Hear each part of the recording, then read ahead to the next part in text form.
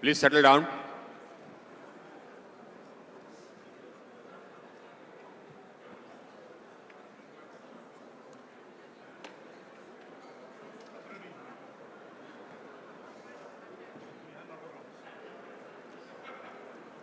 Please settle down. We shall begin. The doors may be closed.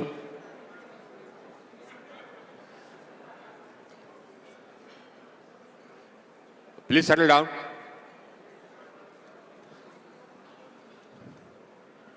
I now invite. Please settle down. I now invite the Assembly to turn to agenda item number 4, which is the high-level plenary session on world energy transition, the Global Stocktake. The Assembly has before it a background document with the same title, contained in A/13/BN/1. We'll have a high-level plenary session which will set the scene for the Assembly's deliberations and consider the role of energy transition in the context of the global stocktake. In preparation for COP28, it will reflect on the key priorities of energy transition in diverse developmental, sectoral, and geographical settings. Let me now provide some context to our discussions. In preparing for the first conclusion of the global stocktake at COP28, countries and stakeholders from around the world are assessing their progress under the Paris Agreement. This process will inform us of whether we are on the right track to significantly reduce the impacts of climate change. Energy transition is essential to this process, as this sector accounts for more than 2/3 of the greenhouse gas emissions. Renewables are playing a critical role in energy transition, and in IRENA and its analysis, we have seen that technology, policy, and socio-economic pathways that will contribute to both national decarbonization and development priorities coincide. It is up to all of us in this room that we implement the plans at a greater speed and scale. Climate change has already started to impact the world, particularly the most vulnerable regions. And it is these vulnerable regions who have actually contributed the least to the levels of greenhouse gas emissions. So it is those countries, the small island development nations and such countries, who are at the lowest rungs of development, who have actually contributed the least to the global load of carbon dioxide and global greenhouse gas emissions, who are actually the most vulnerable to climate change. We must also, the global stocktake must also keep in mind the fact that each country is at a different development level. Its requirements are different. Its access to energy, availability of energy in that country. And because of all these aspects, the concepts of common but differentiated responsibilities has been accepted ever since the discourse on climate action began. So the global stocktake will need to keep in mind this principle of common but differentiated responsibilities. It will also need to keep in mind the obligations of those of the developed countries, those who have contributed the most to the carbon dioxide load, to provide finance and technical support, finance and technological support to the developing countries for assisting them both in energy security and energy transition. Now, the global stocktake will have to keep these in mind.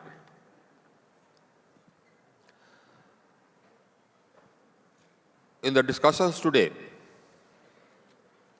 we will try and identify concrete and immediate actions to drive implementation of energy transition, keeping these factors in mind in the coming decade. We'll continue to discuss these priorities in the afternoon, as also on how we can use, how IRENA can,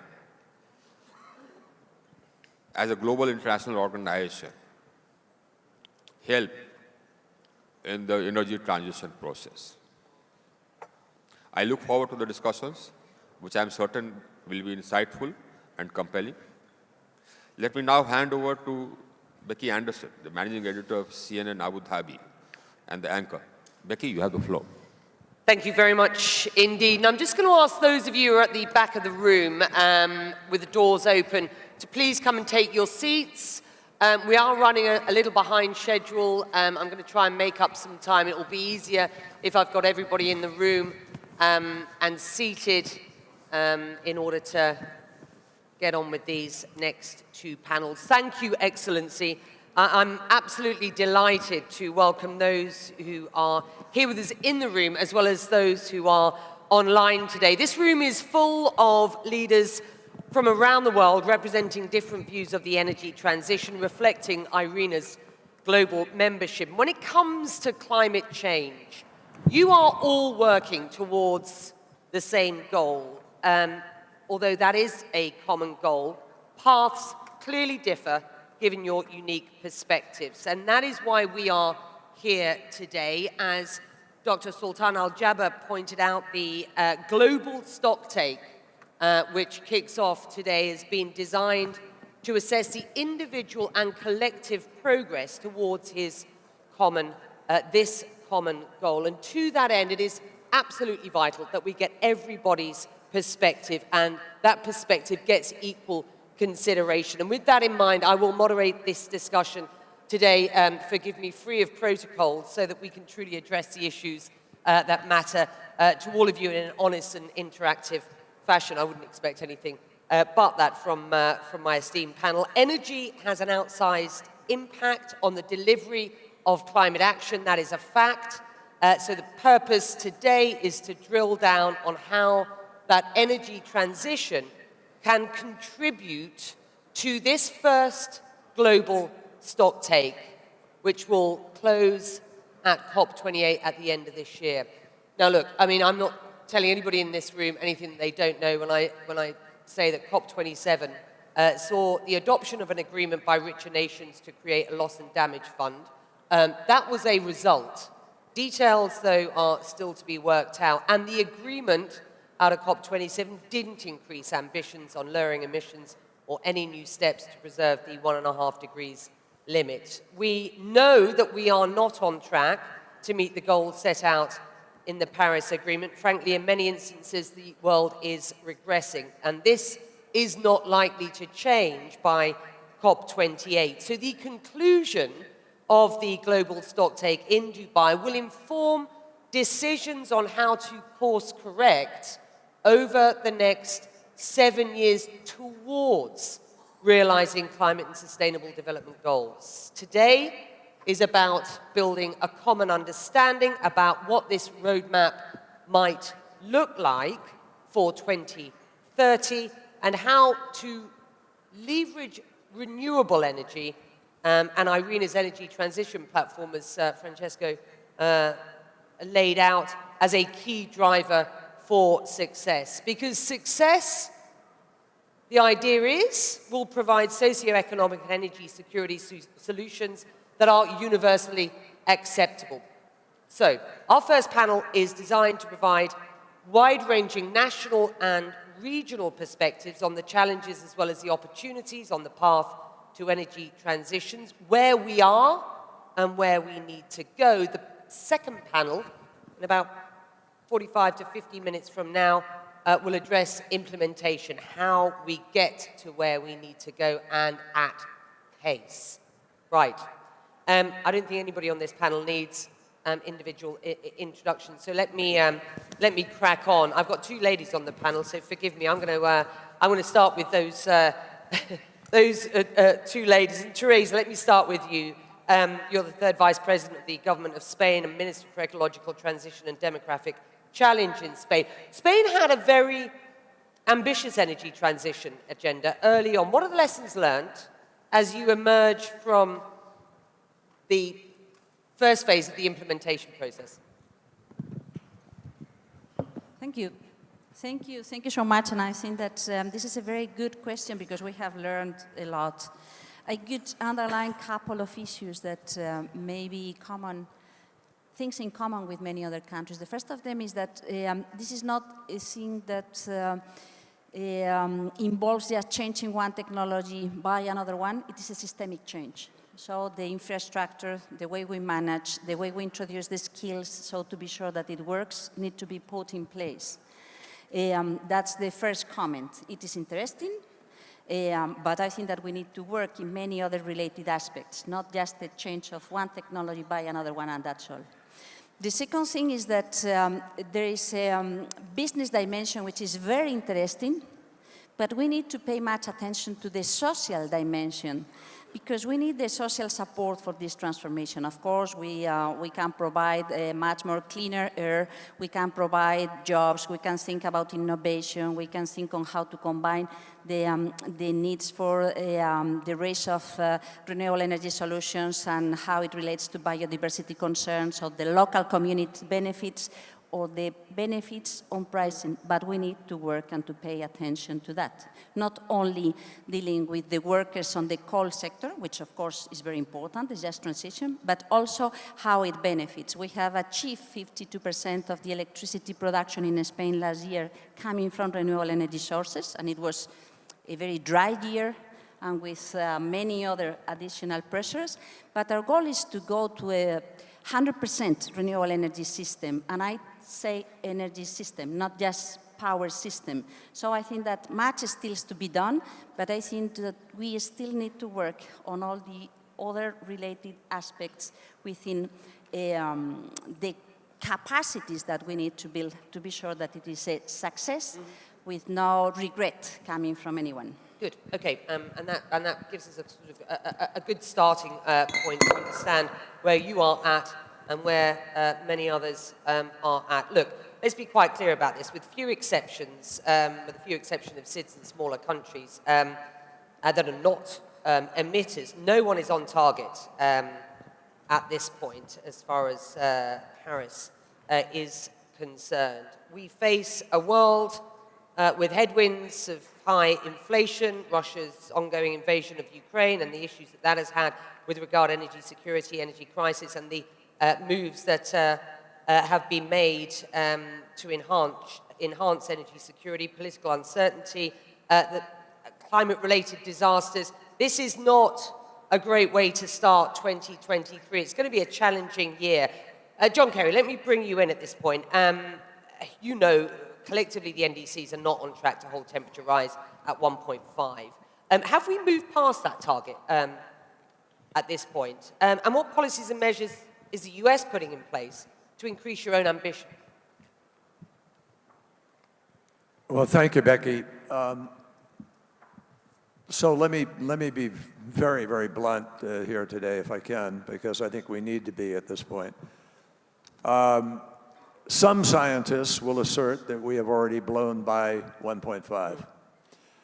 Other scientists will tell you that we may not have gone by it yet, but we may have some overshoot, and we may have to claw back.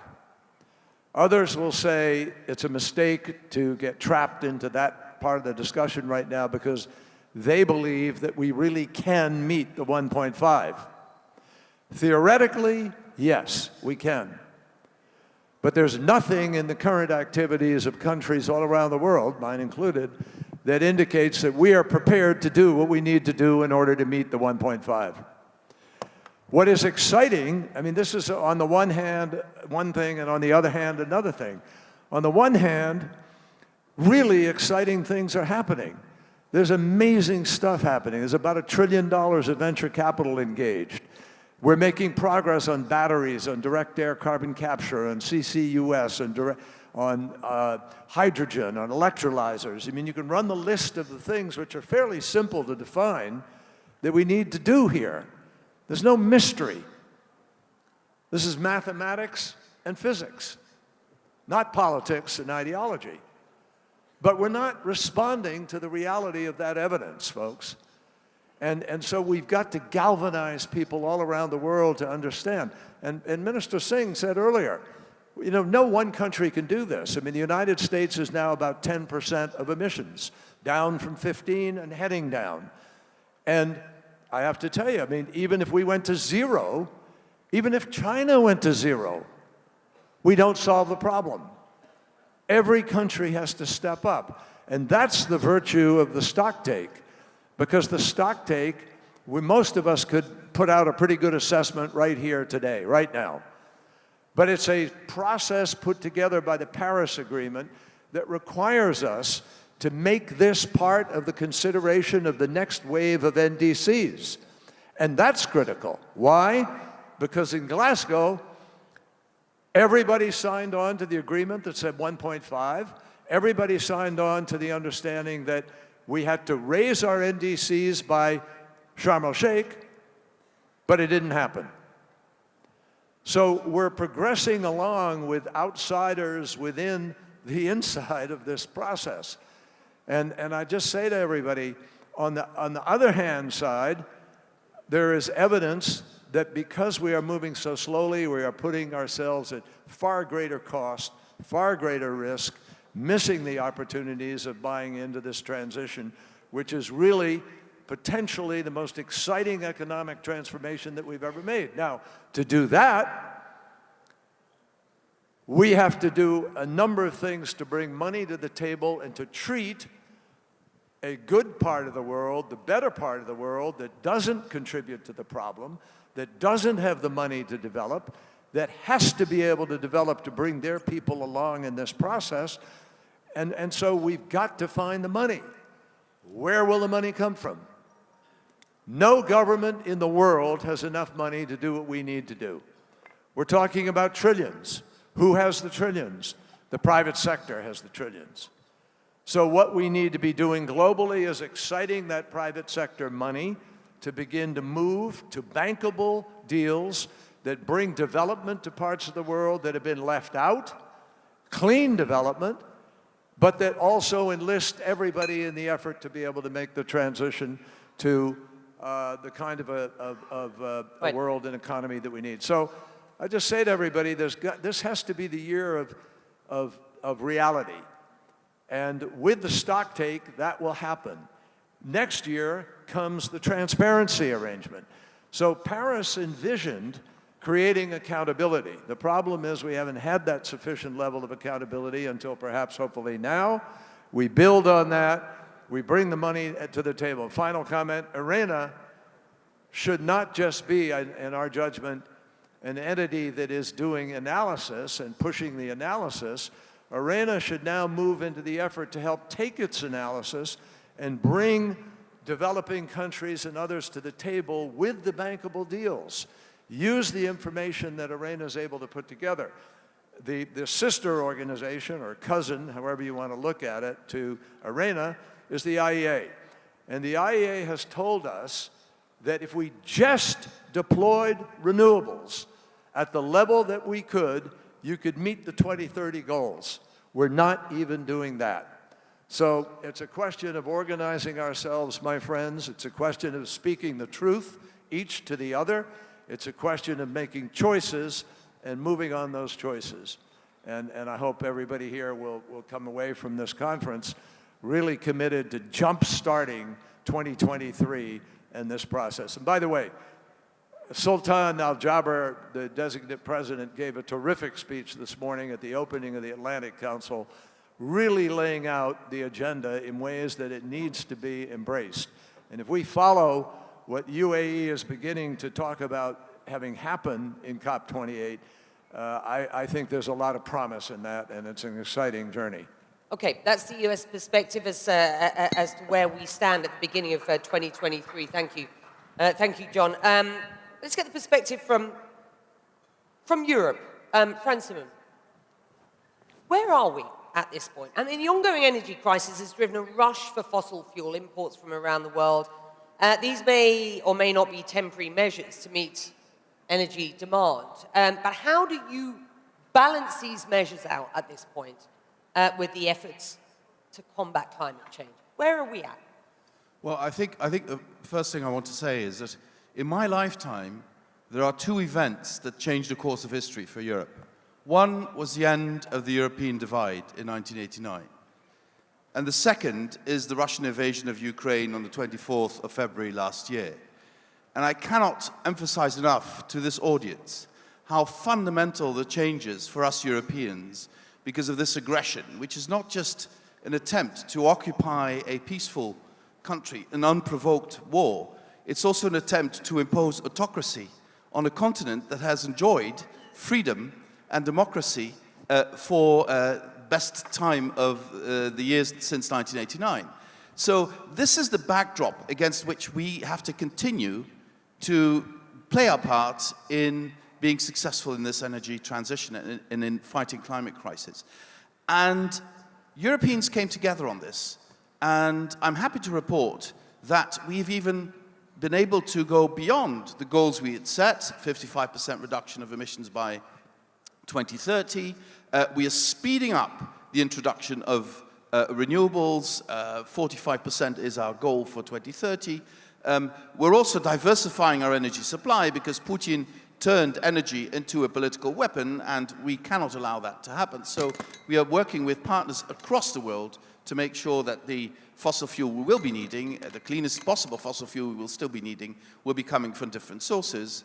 And finally, Europeans have reduced their energy consumption by 20% in a very short period of time, because reduction of energy consumption is an essential element for us to get where we need to be. So since we are fighting for our sovereignty, for our liberties, for our values, our energy sovereignty cannot be found in more fossil fuels because we don't have them. But our energy sovereignty can be found in renewables because we can create our own energy resources. We have a shallow sea, the North Sea, which has huge potential for offshore wind. We have the European population very much committed to supporting Ukraine, but also to go for rooftop solar and other renewable energy sources. And this transition is moving faster than we had anticipated before. And I hope this could be something we can work with worldwide partners. We know that this is only effective if others do the same. But this whole image that was created as though because of this war, Europe would step back from its commitments is wrong. We're speeding up our commitments and we're delivering on that. Perspective from Frans Timmermans. Thank you for that. Let's move to Indonesia, if I can. Southeast Asia will be a key driver of global energy demand and supply. Indonesia, one of the world's biggest carbon emitters, has just set a new target, two targets. One, a target on your own. Two, a target that you've identified with international support. Where are we at, to your mind? And what steps is Indonesia taking to drive progress on the energy transition ahead of 2030? And I'm looking for concrete steps, because you haven't detailed those steps in these new targets that have been released.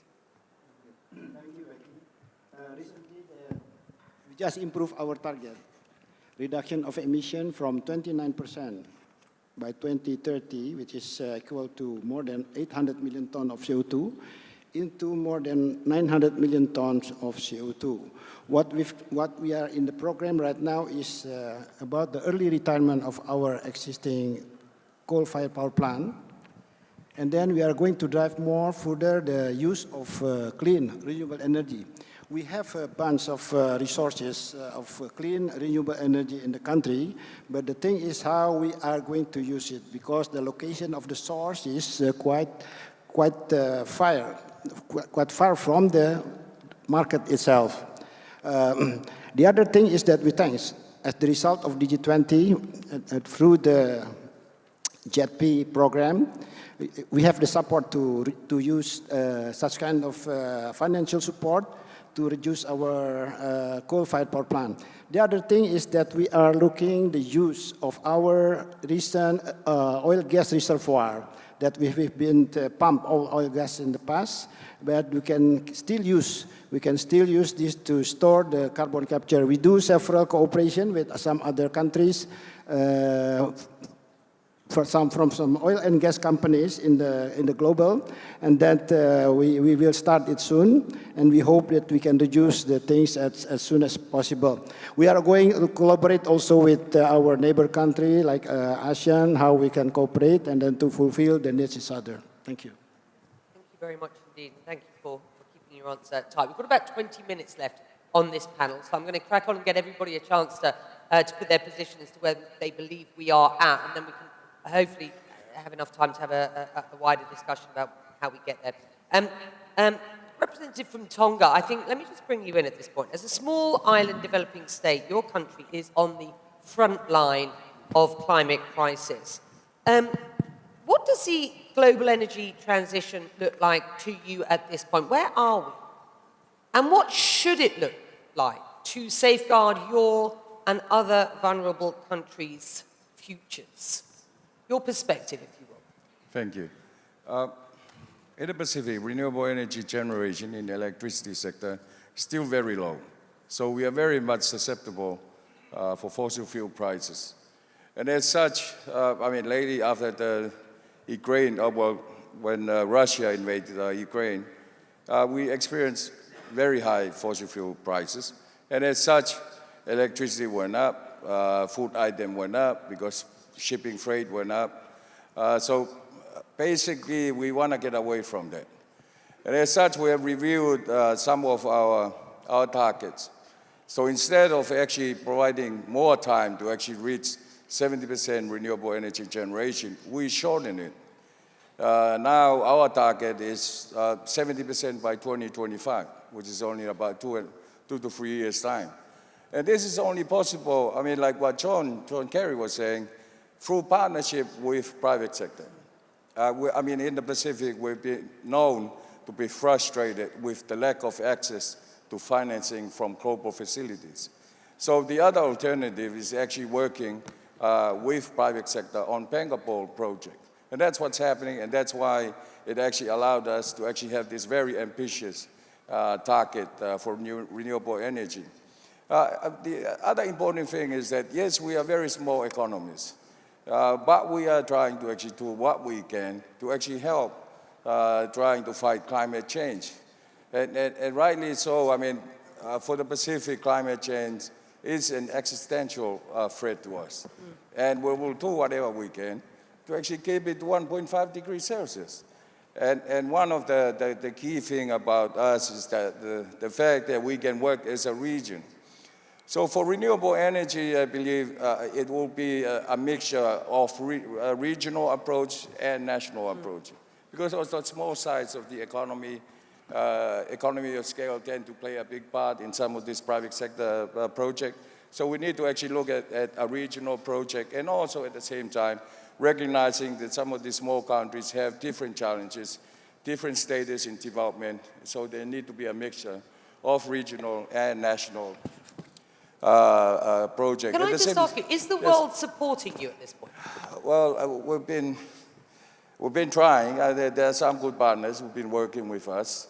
But the fact is, as has been pointed out, for us, it's a matter of survival. So it's something that's been a cause of frustration for small island developing states. Basically, keep trying to actually see what can we do. But at the same time, we recognize the fact that it doesn't matter we hit 100% renewable. because of the small size of our economies, it won't make a difference. But hopefully it can actually showcase to some of our bigger emitters that, well, at least we're doing our part. I'm going to come to a question to each of you about what you want the outcomes to be out of COP28. Clearly, we'll ask you, specifically to help SIDS reach their ambitious renewable energy targets. I mean, and I'll come back to you on that. Before we get to that point, Your Excellency, the Minister of Mines and Energy in Colombia. Colombia is in the process of defining its transition roadmap. Just explain where you are at. I want to get your national perspective. And if you can just sort of provide some context on a more regional Latin American basis about the significance of Colombia's role and its context for this transition. Me permito hablar en español. If you'd allow me, I'd like to address the floor in Spanish. Good morning, everyone, ladies and gentlemen. The challenge faced by countries that are producers of oil and coal is different in terms of decarbonizing the economy. Obviously, the UAE has shown us, as have many other countries who are producers, how we will have to transform an economy which historically has been very much dependent on coal and oil. So this means that energy transition is also a transition that exports must go through. And as a result, this necessarily requires a change in the local production model.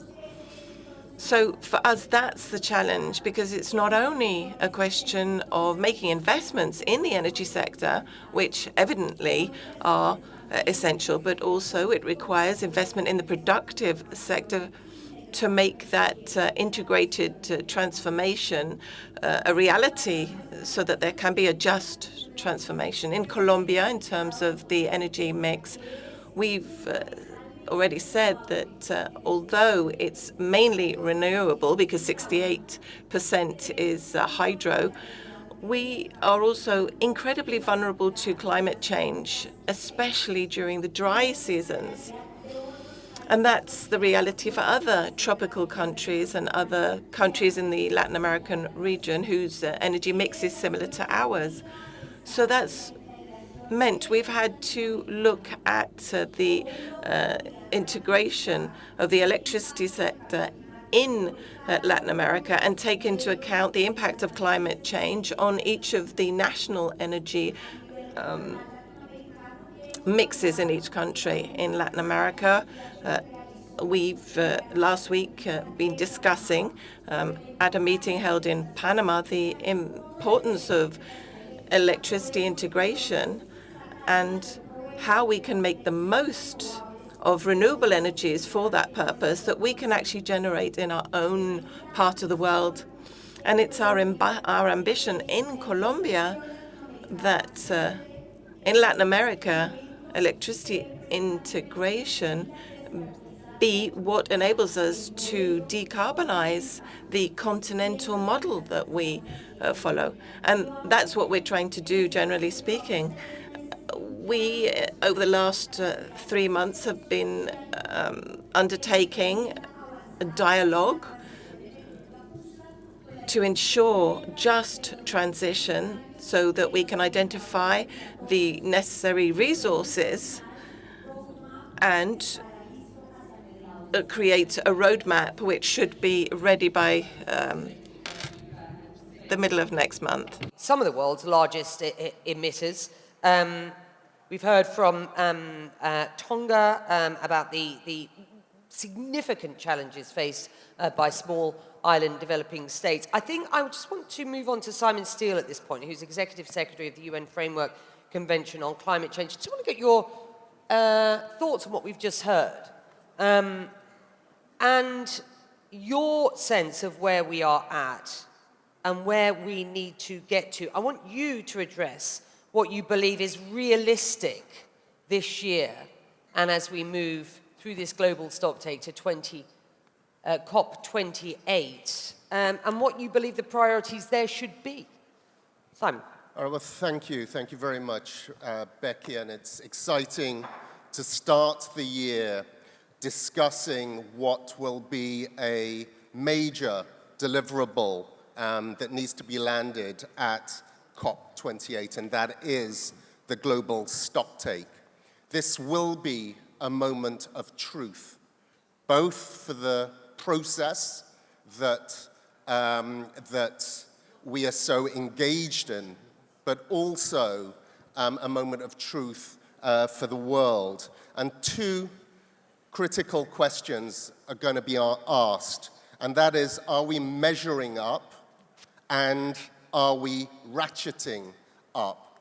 It will be an exercise in ambition, in accountability, and about accelerating action, making sure that all parties, all stakeholders are holding their end of the bargain.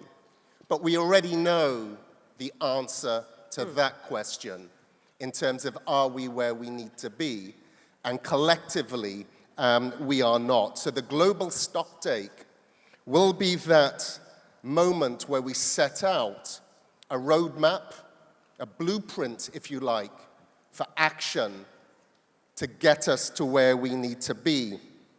And it will enable us to look at every sector, every region, to give political and technical direction. And this is far more than just another input into our NDCs. It's more than, or should be, more than broad statements, but specific policies, prescriptions, interventions for that course correction. But in order for us to maintain or generate the momentum that is required, we need concrete plans to come out of this. And this will be our greatest challenge throughout the course of this year if we are to land a robust and meaningful global stocktake at the end of this year. Thank you, Becky. Thank you, Simon. John Kerry, what are the greatest risks for the energy transition in the next 7 years? This global stocktake this year is about providing,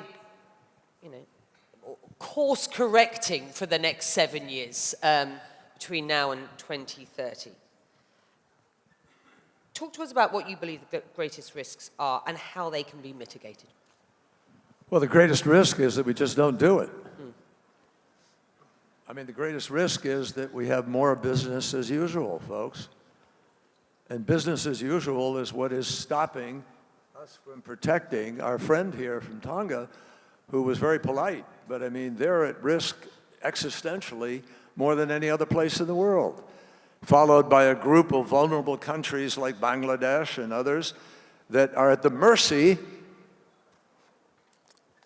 of, putting it bluntly, 20 countries that are the largest economies in the world, responsible for 80% of all the emissions.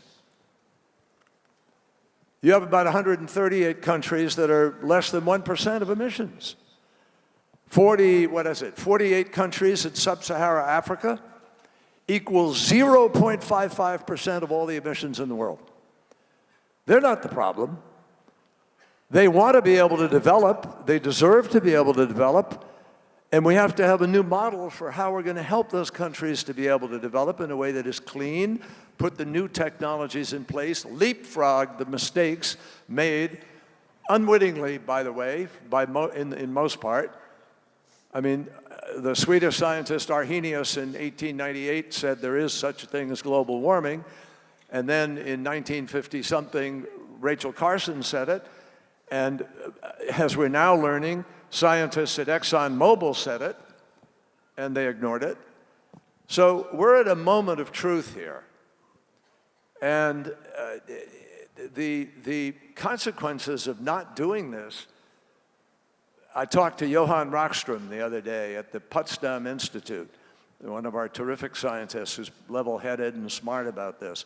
And I said, what worries you the most right now? And he says, well, the evidence may be that we have actually passed 5 tipping points. What are they? Well, the Barents Sea ice, the permafrost, the coral reefs, the Arctic, and the Antarctic. And it was 100 degrees Fahrenheit above normal in the Antarctic last summer. It was 70 degrees above normal, 100 degrees in the Arctic, 70 degrees in Fahrenheit in the Antarctic. So look, folks, what is the problem here? Other than the indifference and unwillingness of countries to grapple with reality. The problem is emissions. Methane emissions, carbon dioxide emissions, greenhouse gas emissions writ large. Where do they come from?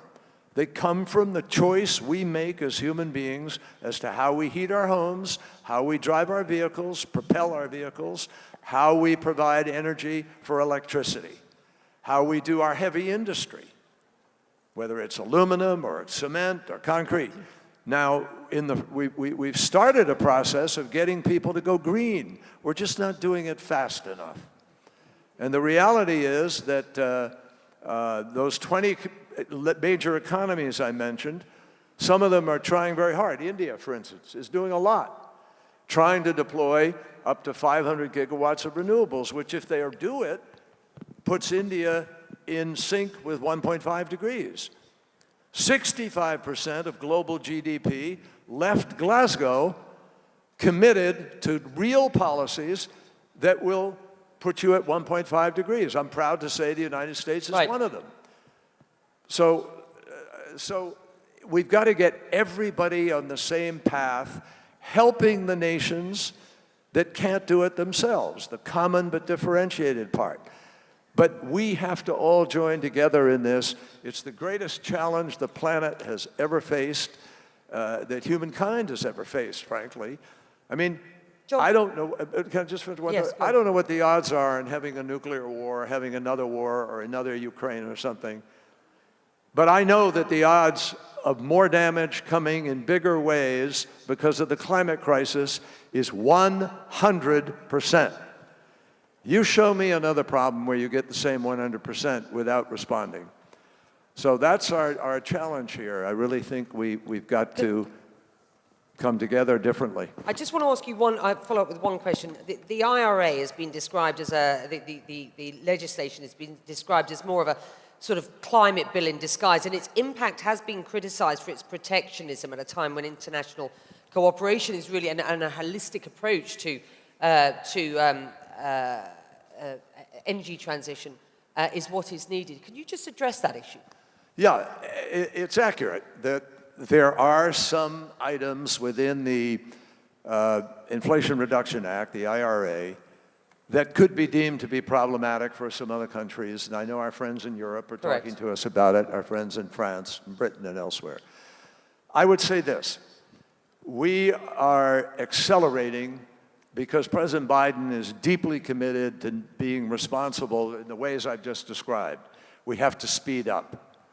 We are putting upwards of $400 billion minimum, $369 billion for sure, specific, but it could be as much as $700 or $800 billion because it's a tax credit. It depends on qualifying for the credit, not on specific money allocated. That money is going to go into all the new technologies, and all the world will benefit from that. This is not something we're going to do selfishly and only the United States will benefit. Whatever technology breakthroughs can come through these billions of dollars going into the R&D and the deployment and the acceleration will be shared with the world. But the answer, in our judgment, for Europe and for our friends, is to do the same thing. Right. Because we all need to accelerate. Is that the answer, Franz Timmermann, to address John's point specifically? Well, we are doing, to a large extent, the same thing. I think the interesting point here is that we're in the middle of this climate crisis, and I just want to underscore what John said. He's absolutely right on that. But we're also in the middle of an industrial revolution. So we have to combine the two. We have to take our economies into the future, and at the same time make sure that future is clean. circular economy, energy systems need to change, etc., etc.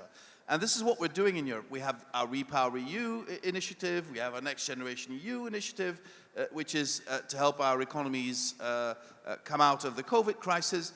And we've just taken some very far-reaching decisions on an emissions trading system, which will, again, provide our member states 700 billion euros. They can invest also in the energy transition or in other measures to take us to climate neutrality. So we're on the same page, but we have to be careful that we synchronize our efforts. It is not useful if investments in the United States approaching European companies and asking them to come to the United States would then weaken the industrial capacity of Europe. We're in this together. I'm optimistic that we can find common solutions. I think if you compare the levels of investment, I actually believe we're investing more than the IRA, but that's all right. I mean, everybody who invests is a winner, and the amounts of investments are not that important. So I think we can synchronize our approaches. It will need a lot of discussion. The last thing we need is a transatlantic rift. Our relationship is stronger than ever before. We are commonly facing an adversary who has issues with our fundamental values, and we have to make sure we prevail. But we also are in this fundamental industrial transition together. Right. Because we can't do this on our own. We need other major players, and that's not just the United States, that's India, that's China, and many others to do the same. And we need to share the technology. I'd just like to refer to what the Secretary General of the United Nations said. That's the only way forward. Open sourcing, sharing technology, allowing the whole world to make this transition at what I would say lightning speed. I absolutely And I promised agree that this would completely be... with Sorry, John, France. thank you. And I did promise that everybody would get an equal chance here today, and we can't just concentrate on talking about the transatlantic relationship, although incredibly important in what you've just been suggesting, and I know that you've suggested this is not just about Europe's relationship with the US, but elsewhere. Indonesia, your perspective, how do we get to where we need to be at this point? You've just heard comments from your esteemed colleagues. Your closing thought on where we need to get to this year. What are the real hot issues for you? Where 2023 as we move towards COP28. Well, 2023, COP28. Well, I think what we've done before, we always synchronize, programs, which has been set in the previous COP before, into our programs, and then this will affect to the policies in our countries. So we have to support.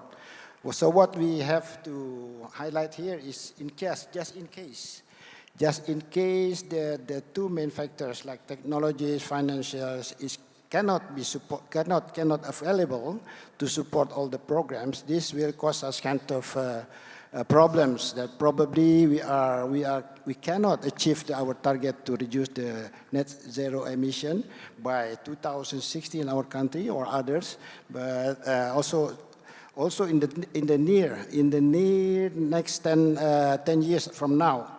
So we need collaboration, cooperation, and when you have to open the availability of affordable technology to us. Yeah, because in a country like Indonesia, we have resources, we have the market, we have quite potential to work together with all of the international communities. Thank you. A concluding comment from Tonga, if you will, sir. Your Excellency. Tonga. Thank you. For us, for COP28, of course, loss and damage will be one of our priorities. Operationalizing it is something that will be a priority for all small island developing states in the Pacific, especially in the Pacific. I'm sure the others will follow. The other one is it's something that we've been pushing for a long time, is actually trying to have better access to finance. Alternatively, we can look at having a simplified climate finance program for small island developing states. If we're not going to be able to do it for the whole membership, maybe we can have a special case for small island developing states. Given our capacity and capabilities, that might be a way to actually help us, again, with working with the private sector to actually expedite some of the work we're actually doing. On a similar line, we need to actually have a greater share on adaptation, because we are experiencing the effect of climate change right now. So we need a little bit more on adaptation so we can actually work with it in actually combating the negative effect of the climate change right now. And lastly, I think it's to do with IRENA and also COP28. We are small island developing states, but we are big ocean states. Basically, it means 99% of our countries is ocean. Tonga is 1% land and 99% ocean. So we need to invest more on ocean technology. It will be hard for us to keep putting out solar panels on land, given the size of the land that we have. So it will be something that we will be looking at is to try and invest more in developing ocean technology. So thank you. Thank you very much indeed. We've got about 4 or 5 minutes left before I give the floor to our esteemed panelists from India. Let me get to Your Excellency, Minister of Mines and Energy in Colombia for your final thoughts. The realistic sort of ambition for 2023, if you will, and how renewables fit into that ambition. There are 4 challenges for this coming year before COP28. The first one is how to finance mitigation and adaptation, as my partner here just mentioned.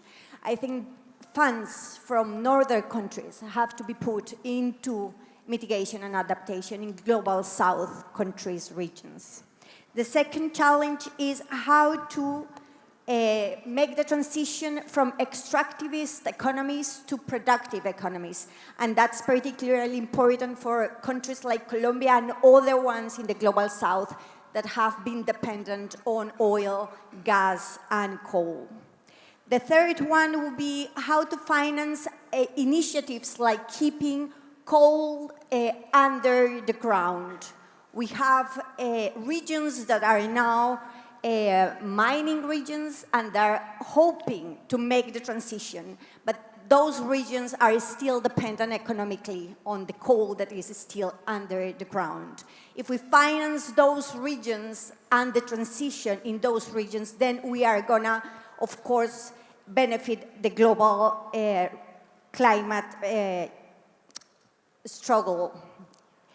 And the fourth idea is how to make and how to finance interconnection in Latin America. How can we, from the renewable potential that we have in the south of our continent, how can we also impact the transition that the US is willing to have, impacting from the decarbonization of the electric matrix in the whole continent. And power system reform and the interconnectedness of power grids, I think, is a really good talking point as we move into implementation and into the next panel. Teresa, I started with you. I'm going to close out with you. Your response to what you have heard today from the various national and regional perspectives, and your perspective on where we need to go in 2023. Thank you so much. I could say 3 things. The first of them is that I don't know any other country in the world better place to keep and to get back what we miss in Sharm el-Sheikh. What about the phase out of fossil fuels? And what about the massive deployment on renewable energy solutions? So I really expect a successful COP at the end of the year, dealing with positive and bold messages in these 2 files. That's my first comment. My second comment is that the renewable energy work is a peace-building file. And we were discussing for a long time on the geopolitics of renewable energy solutions, and there are still things that we need to address properly. What about the value chain, the access to raw materials, the new materials, the circular economy, as Franz was saying? What about those apparently technical aspects that are so critical. What about cooperating and working together for storage? What about thinking on the access and the acceleration and the anticipation of the benefits, including the price benefits for consumers? And I think that this is very important, and it is probably at a different level in political terms, but it is absolutely unavoidable that we need to succeed on that. And my third comment is that it is a cooperation agenda, and the mood should be a cooperative mood. We do not need any type of trade wars on this. Of course, there is an industrial aspect dealing with all of this, but I think that this cooperative mood should be part of the main principles driving the transformation. Simon Steele, you've got 60 seconds. How do we keep the momentum going if indeed you will suggest that there is momentum at present? Well, Becky, COP28 has a significant agenda to deliver. The global stocktake is at the center of it. But other areas in adaptation, the global goal on adaptation lands there. Finance, the 100 billion is supposed to be delivered, the doubling of adaptation finance, and providing a platform, the principles of finance, whether it's the reform of the multilateral development banks, the international finance architecture, and the platform for the new collective goal on finance, where the billions are supposed to transform into trillions that's needed to fuel the transition and the closing of the ambition gap. So there are some significant elements to land. However, it requires the cooperation of every single country represented in this room. All parties must come together in order to achieve the level of ambition we're needed to get to where we need to go. Understood. And we have a lot of work to do, Becky. Simon, thank you. Mr. Singh, we have heard from our speakers. The view is that there are urgent and necessary actions in the short term. I think let's just take 2 or 3 minutes maximum, if you will, before we move on to the following panel. Just to comment on what you've heard and to share your own opinion. Thank you, Becky. Thank you for guiding the discussion. I would also like to thank the speakers for very lucid comments, insightful comments on where we are at and what we need to do. What comes out, I believe, is that we have moved from where we were, let's say 3 years back, 4 years back. How I see it is that most of us, most countries have started making progress towards transition. The progress has been slow, has not been as fast as we would want it to be, but there is progress. There is acceptance of the fact that there is a climate problem, that we need to address it, and energy transition is one of the ways, essential ways of addressing it. So that is a positive. That is one. It is a fact that we are not where we want to be, that the pace of progress needs to be much more. So I think this message needs to be nuanced a bit. It's very easy to say that we've done nothing and the world is in dire straits, but we are getting there. And I see a unanimity across the world about this. So that's the positive. As far as we are concerned, as far as India is concerned, we've done it in the sense that we are one of the 5 top countries in tackling in energy transition, in tackling climate change.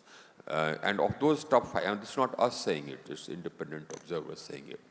And of those top 5 countries in climate action, we are the sole large economy, the other are smaller economies. And we are the only large economy whose climate actions are consonant with a sub-2-degree rise in global temperature. We've achieved our NDC, which we pledged in Paris 9 years in advance. We've upped our ambition. We've reduced our emissions intensity already by 30%. So again, we have upped our ambitions. We have emerged as the biggest market in the world for renewables and the most attractive market, as Bloomberg says, for investment in renewables. My capacity addition continued even during COVID. Even during COVID, I added about 24 gigawatts. Now, but there are problems. And those problems we need to get cognizance of. It's very easy to say that let's do more, let's do more. There are technology problems. Some problems we have solved, some problems we are still facing. One problem was about the stability of the grid, when we added so much of capacity. So for the stability of the grid, it is possible to take action. We have taken action.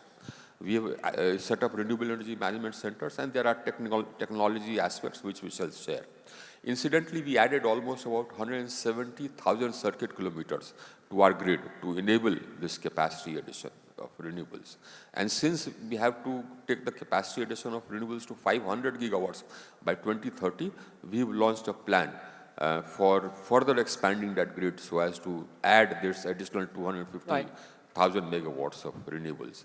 And that requires an investment of almost $9.5 billion, which we shall make. But the problem is storage. Now, there are many states in my country where we have added solar and wind, where during midday, for example, they have to let go of energy free of cost because it's excess. When the wind blows, then again you have excess wind energy. Because you don't have storage, you have to sort of waste energy. Because you don't have storage, you don't have round-the-clock energy. So storage is a problem. Now, and storage is expensive. We have carried out some of the largest bids in the world for storage. The last bid we concluded was 3,000 megawatt hours. Now, the cost we got was 4 times the cost of energy. So that's a problem which the world has to solve. Mr. Singh, we're going to deal with implementation, and I'm only going to just stop you here at this point. Please forgive me. Out of respect, I want to close out this panel to ensure that we get the implementation panel through before 1:30, and we are running a little bit late, but thank you, and thank you for your thoughts. John, sorry briefly, about this, I'm talking 60 promise seconds. Promise you, very brief. But this is a totally different topic. But there's so many countries here, and yesterday, the wife of Alexei Navalny and his daughter, Dasha, have made it clear that he is in very bad health, as you all know how he's being held. So every country here that could express its belief that Alexei Navalny deserves at least, if not his freedom, to have the medical care that he needs right now, it would really be helpful. And I ask everybody to join in that. Thank you. Thank you, John. Thank you. Right. Shall we have you thank you all very much indeed. It's never easy when we've got as many people on the panel as we have, but I think everybody had a chance to really put some very insightful perspectives on both the national and regional level. So with that, I'll ask you to leave the stage. Thank you very much indeed. I look forward to seeing you in the this afternoon and in the days ahead.